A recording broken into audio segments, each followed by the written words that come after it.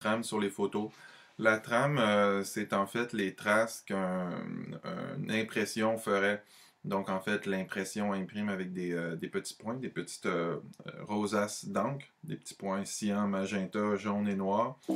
Et lorsqu'on numérise donc quelque chose, un imprimé, on peut voir ces petits points qui forment les différentes couleurs. Donc, par exemple, si je zoome ici, dis-je, je vois des petits points magenta qui forment des petites rosettes avec des points jaunes parce que la peau ici est plus un concentré de points magenta et de points jaunes, alors que par exemple dans le manteau ici, je verrais des points noirs en forme de rosette avec peut-être des petits points cyan.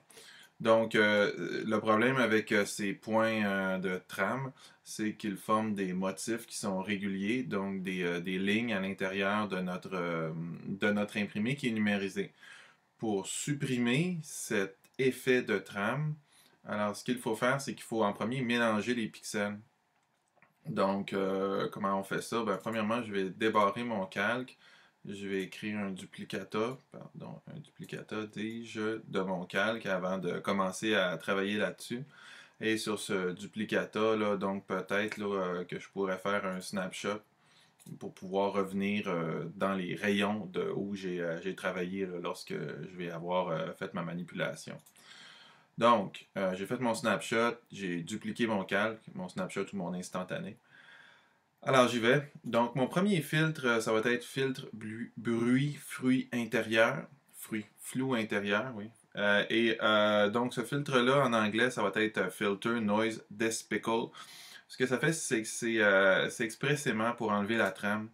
Ça vient mélanger les pixels. Donc en les mélangeant, donc ça crée, ça enlève le motif régulier de la trame. Des fois, il faut le faire deux, trois fois. Donc, on va le refaire encore. Bruit flou intérieur, comme il y avait beaucoup de trames à l'intérieur de ça. Bon, donc c'est bon.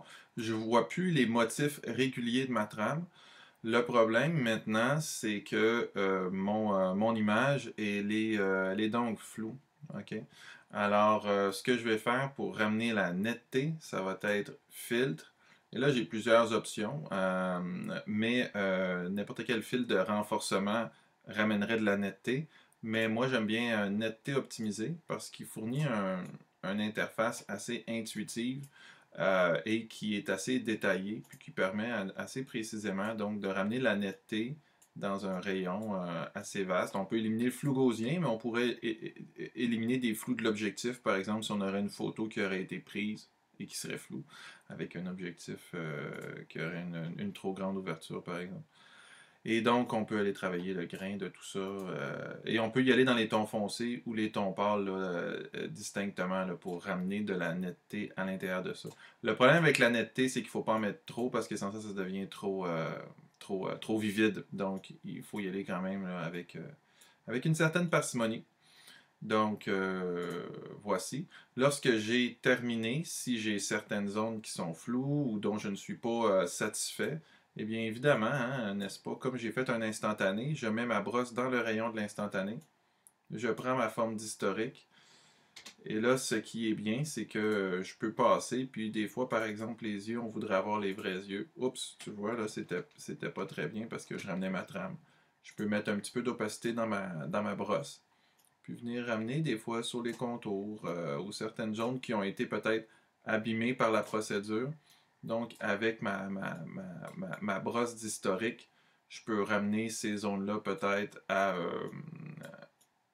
plus d'honnêteté, quitte à avoir un peu de trame, mais seulement dans le rayon de cette brosse-là. Alors, donc, filtre, bruit, flou intérieur en premier et ensuite filtre, renforcement, netteté optimisé pour enlever la trame à l'intérieur des photos.